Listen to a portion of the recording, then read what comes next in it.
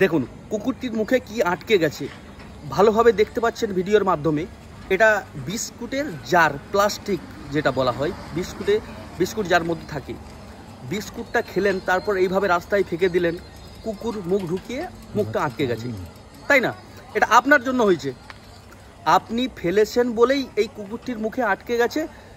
বিগত প্রায় 3 দিন আমি এখানে জিজ্ঞেস করলাম, 3 দিন আটকে আছে এবং কুকুরটি 3 দিন না খাওয়া দাওয়ায় রয়েছে, একদম জল অবধি খেতে পারছে না আটকানোর জন্য। না মানে কুকুরটা ধরাই দিচ্ছে না মানুষের হাতে।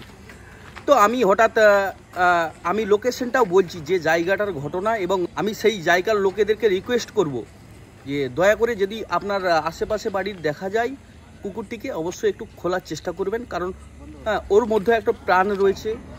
কুকুর একটা মানুষের উপকারী প্রাণী, দয়া করে একটু চেষ্টা করবেন। আর এই প্লাস্টিকটা কে ফেলেছে?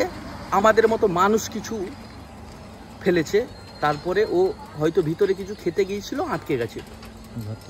কেন এই প্লাস্টিকটা বাইরে ফেলেছেন? আপনার জন্য এই অবলা প্রাণীটা, যেটা মানুষের উপকারে আসে, কুকুর একমাত্র প্রাণী যেটা মানুষের সব থেকে উপকারী প্রাণী, সেই প্রাণীটাকে এইভাবে ভুগতে হচ্ছে, তাই না? কোনো মতেই তো মানে মানুষের হাতে তো ধরাই দিচ্ছে না, প্লাস ও 3 দিন না খাওয়া দাওয়ায় আছে। ভাবুন একবার, আপনাকে যদি 3 দিন না খাওয়া দাওয়ায় রাখি, আপনি বেঁচে থাকবেন তো? কষ্ট হবে না? একটা প্লাস্টিক ফেলছেন, ভেবে চিন্তে ফেলবেন না? এটা কারো ক্ষতি হতে পারে। এখন ঘটনা হচ্ছে, আমি নেমে অনেক ধরার চেষ্টা করলাম, কোনো মতেই ধরতে পারছি না। অনেক চেষ্টা করেছি, সিরিয়াসলি বলছি, অনেক চেষ্টা করেছি। এই ভিডিওটা তো কয়েক মিনিটের ভিডিও, কিন্তু এর আগেও অনেক চেষ্টা করেছি আমি, শেষকালে আর পারলাম না। এবং যে ধান জমি রয়েছে সড়কের সাইডে, ধান জমিতে যে কুকুরটি নেমে যায়, কিন্তু আমি তো আর নামতে পারিনি ধান জমিতে রাত্রেবেলা। এই মুহূর্তে কুকুরটির অবস্থান যেইখানটায়, সেই লোকেশনটার কথা আপনাদেরকে বলছি। পশ্চিম মেদিনীপুর জেলার কেশপুর থানার অন্তর্গত ছুতারগেড়িয়া বাজার, যে বাজার সংলগ্ন এলাকায় কুকুরটি এইভাবে ঘুরছে।